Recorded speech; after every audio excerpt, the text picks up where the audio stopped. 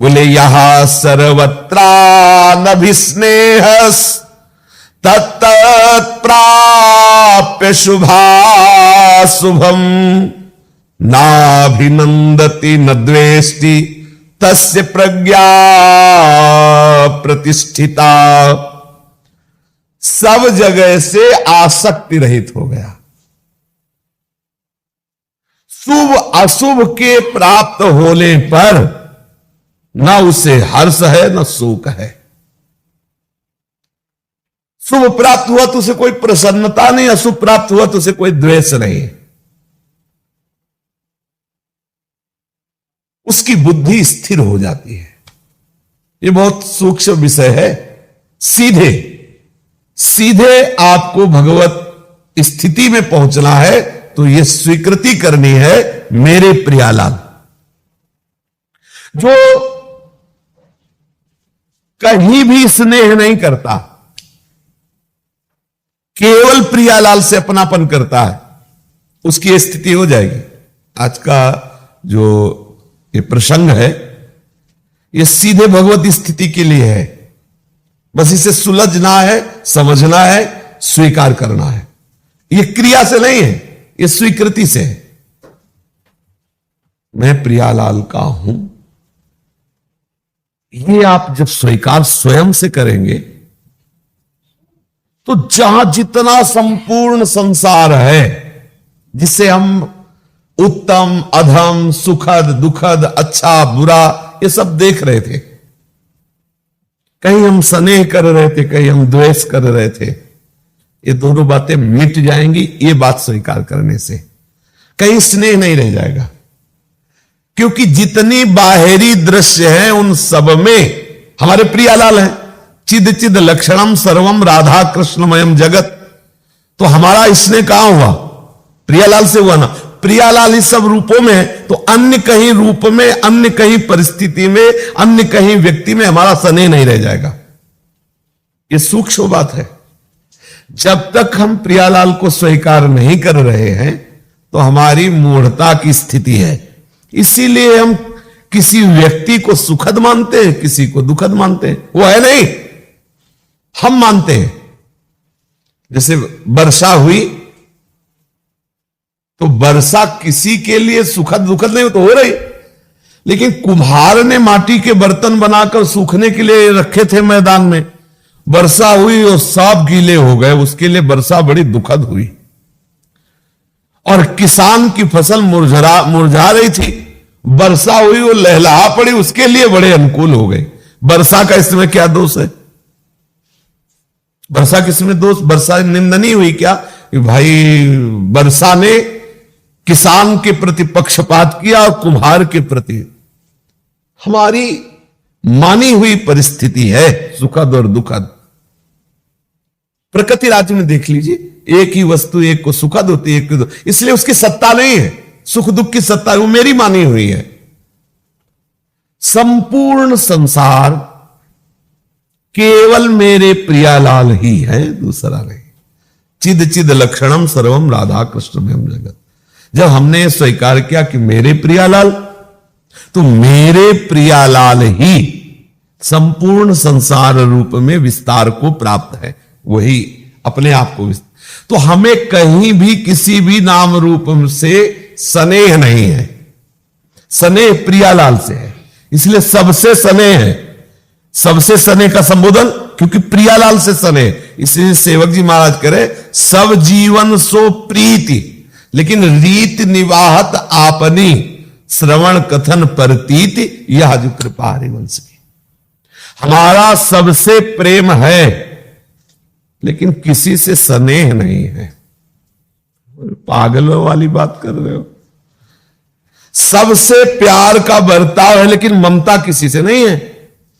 हम आपसे कह रहे कि आपकी बड़ी हम पर कृपा है, आप कुछ क्षण बैठिए और थोड़ी देर वार्ता कीजिए, प्रसाद पाइए, शयन कीजिए। बड़ा प्रेम का बर्ताव कर रहे हैं लेकिन आपसे बिल्कुल प्रेम नहीं। आपके इस शरीर से, आपकी इस स्वभाव से, आपके इस मन से हमें कोई संबंध। हम ये देख रहे हैं इस ढांचे के अंदर मेरे प्रियालाल है। स्नेह प्रस्तुत कर रहे हैं भरपूर, लेकिन स्नेह नहीं है इतना, समझ रहे हो?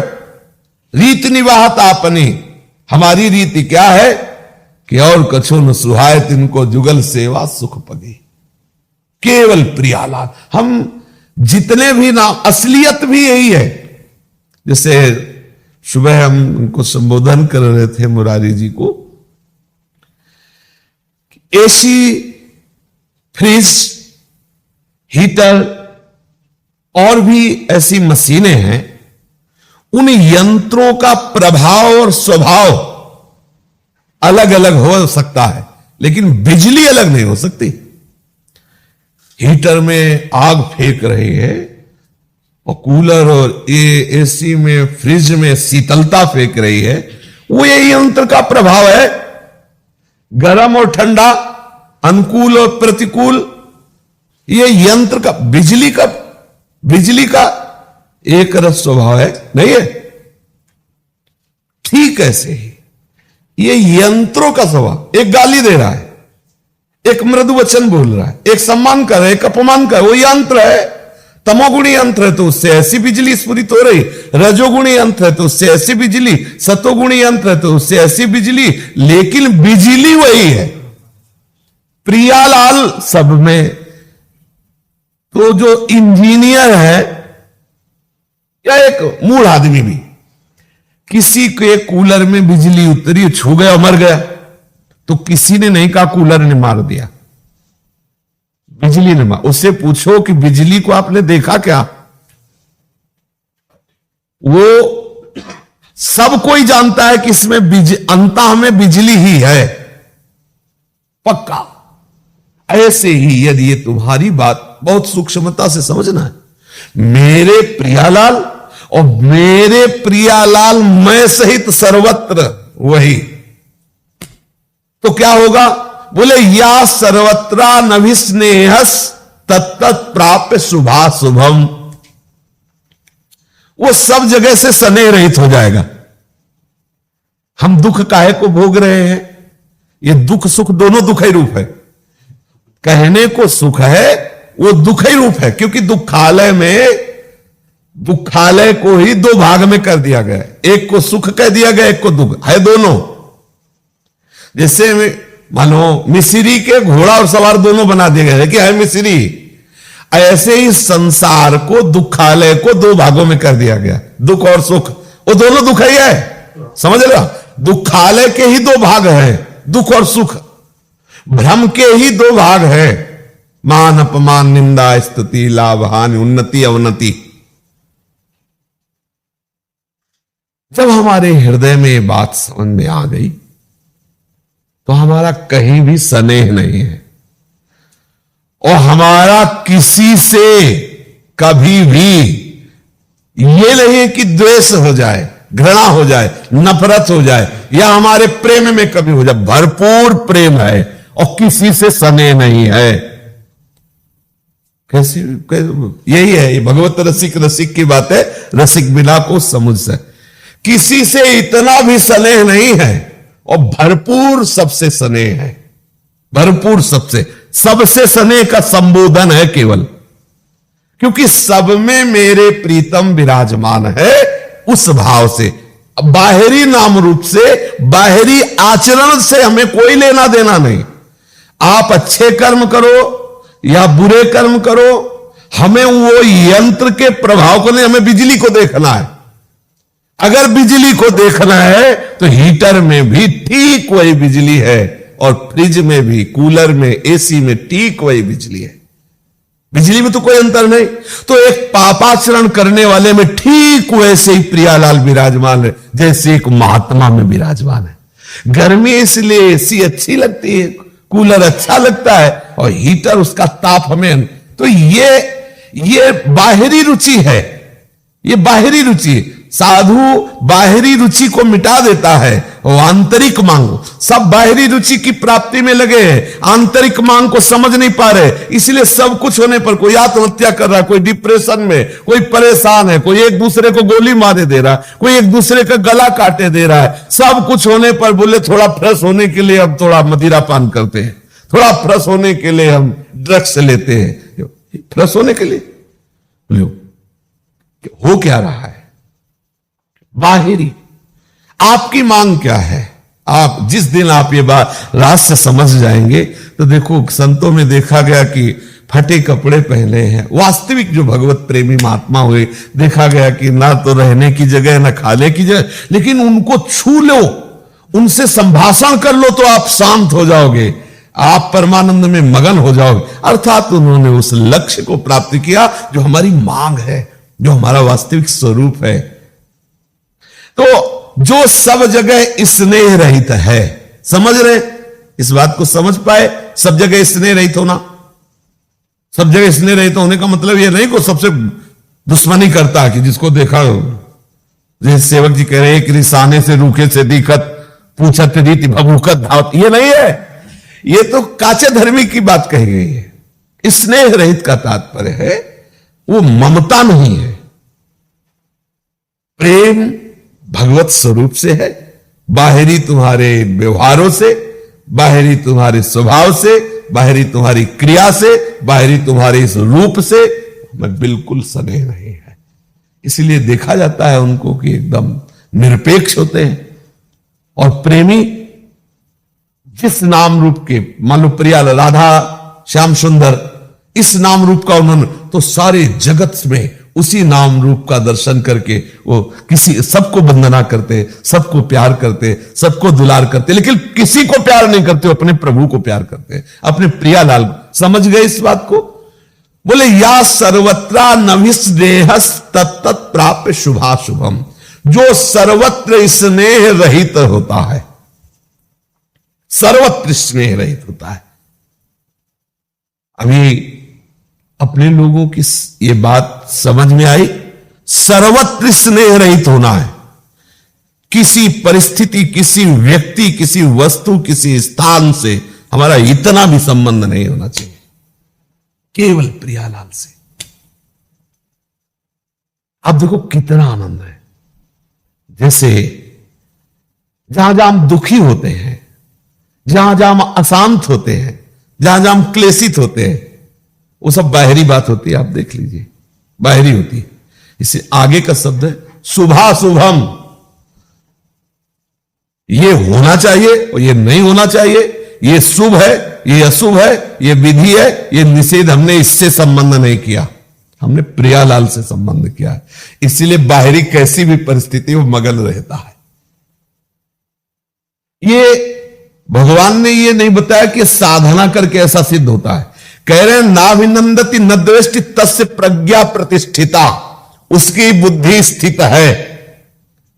ये स्थिति स्वीकृति से अभी हो जाएगी। अभी आप समझ लो, केवल जैसे आपको कोई गाली दे रहा, आपको कोई अपमान कर रहा है, वो आपके अंदर ये बात आ जाए कि ये तो प्रियालाल इसके अंदर है, ये तो आप अगर बार बार यही चलाते रहे कि श्यामा श्याम श्यामा श्याम ही है, तो आप देखेंगे कि आपके अंदर वो मलिनता, वो अज्ञान, वो द्वेष, वो क्रोध प्रभाव नहीं डाल पाएगा। पर चूंकि हमारा बहुत जन्मों से संस्कार यही राग द्वेष करने का रहा है, तो स्वीकार तो कर लिया। बाहर निकलते ही हम शरीर में ही होते हैं। देख लो, बाहर निकलते ही कि मान लो जैसे प्रेमानंद, तो यही प्रेमानंद है, यही भावना होती है। अब इस प्रेमानंद को कोई अपमानित करे या प्रणाम करे, तो प्रणाम करने वाले पर प्यार की दृष्टि, अपमानित करने वाले पर घृणा पर दृष्टि। मतलब स्थित नहीं है, बुद्धि स्थित नहीं है। अगर बुद्धि स्थित है, बोले तस्य प्रज्ञा प्रतिष्ठिता, उसकी बुद्धि स्थित है तत्व पर, लक्ष्य पर। किसकी? जो कहीं भी प्यार नहीं करता और जो सबसे प्यार करता है। सबसे ये संबोधन है, लेकिन वो प्यार सिर्फ प्रियालाल से करता है। इसीलिए शरीर, इंद्रियां, मन, बुद्धि, स्त्री, पुत्र, घर, धन, जितना ये सब जगत संसार है, वो सबके बीच में रहता हुआ किसी से भी कोई संबंध नहीं रखता और सबके संबंध का सांगोपांग निर्वाह करता है। पत्नी से पत्नी जैसा व्यवहार, पुत्री से पुत्री जैसा व्यवहार, पिता से पिता जैसा, माता से माता जैसा व्यवहार सांगोपांग करता है। पर किसी से अपनापन नहीं है, अपनापन प्रियालाल से है। वही प्रियालाल इन सब रूपों में है। जो जो सेवा दी है वो सेवा का, जैसे संदीपनी जी बैठे हुए भगवान जगत गुरु श्री कृष्ण को उपदेश कर रहे हैं, तो जानते नहीं है क्या, सर्वज्ञ है वो तो संदीपनी जी, जिनकी श्वासों से वेदों का प्रादुर्भाव हुआ, वो प्रभु नीचे बैठे पर हमें सेवा दी है। ये गुरु के पद पर स्थित होकर के आप हमें उपदेश करो, तो सांगोपांग सेवा निर्वाह कर रहा। ऐसे ही जो क्या स्थित प्रज्ञ पुरुष केवल विरक्त बाबा जी थोड़ी हो सकता है। स्थित प्रज्ञ पुरुष धोती कुर्ता चश्मा लगाए भाई जी हनुमान प्रसाद पोद्दार जी भी है। स्थित प्रज्ञ पुरुष श्री पूज्य जयदयाल जी भी है। और ये तो नाम सामने आ गए, ऐसे कितने महापुरुष हो गए जिनको कोई जानता भी नहीं कि वो स्थित प्रज्ञ हुए। स्थित प्रज्ञ की स्थिति है, और वो स्थिति वाला इसमें वर्णन है कि शरीर इंद्रिया मन बुद्धि और स्त्री पुत्र घर धन आदि किसी में भी वो आसक्ति उसकी नहीं होती, किसी भी संबंध को अंदर से स्वीकार नहीं करता, लेकिन सबके संबंध का वो सम्यक निर्वाह करता है। शिष्य है तो उससे वैसा बर्ताव, गुरु है तो उससे वैसा बर्ताव, पुत्र है तो उससे वैसा, पिता है तो वैसा, पत्नी है तो वैसा। ये सब करते हुए भी वो किसी से भी आसक्त नहीं है। ये है परमार्थ की, अध्यात्म की, भागवतिक जिसकी स्थिति है वो। और स्थिति कहां से आई है? स्थिति आकाश से थोड़ी उतरती है आपकी, देखो चमकती हुई आई इनमें समा गई, ऐसा नहीं है। गुरु के श्रीमुख से स्थिति प्रकट होती है और शिष्य के श्रवणेन्द्रिय से जाके हृदय में विराजमान हो जाती है। ये शास्त्र गुरु है, भगवान गुरु है, संत जन गुरु है, उनके श्रीमुख से जो वचन निकला उससे स्वीकार कर लिया। अभी स्थिति अभी, पर वो सतत आपको धारण कर ली होगी। सुना और स्थिति शरीर में है, सुना श्रोता सोई परम सुजान सुनत चित रति करे, सुनते। अब ये बहुत भगवत कृपा पात्र उपासक को सुनने को मिलता है, और उनमें कोई बिरला सुनने वाला इसे स्वीकार करता है। कोई कहने सुनने की बातें शास्त्र में संत महात्मा कहने लगे, सुख तो सुख ही है, दुख तो दुख ही है, दुष्ट तो दुष्ट ही है, सज्जन पुरुष तो सज्जन है। अब उसकी स्वीकृति है। अब वो स्वीकृति जब तक अपनी बदलेगा नहीं तब तक हम लाख बार सुनाएंगे, लेकिन वो बदलने वाला नहीं। तो जो अपनी स्वीकृति को बदल देता है, तो ये सब बने रहे, स्त्री पुत्र परिवार धन संपत्ति घर मकान, या सब नष्ट हो जाए, है तो सम्यक व्यवहार सबके साथ कर रहा है। और इसका परिचय कि सबके साथ करते हुए किसी के साथ नहीं है, प्रियालाल के साथ है। इसका परिचय कि जब सब चले जाएंगे तो भी वो ऐसे ही आनंद रहेगा, उसके हृदय में कोई शोक नहीं रहेगा। ऐसे उपासक, ऐसे महात्मा, ऐसे साधक की बुद्धि मानी जाती है वो स्थित है। ऐसे पुरुष की स्थिति मानी जाती है कि उसकी बुद्धि स्थिति को प्राप्त हो गई है।